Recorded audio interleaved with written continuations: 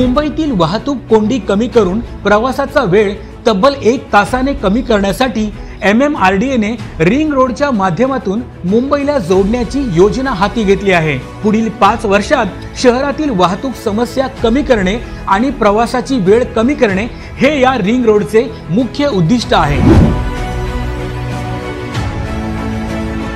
MMRDA ने या ring रोडसाठी 58,000 कोटी रुपये मंजूर केले आहेत। या योजनेतून 90 किलोमीटरपेक्षा जास्त लांबीचे रस्ते, पूल आणि बोगदे तयार केले जाणार आहेत।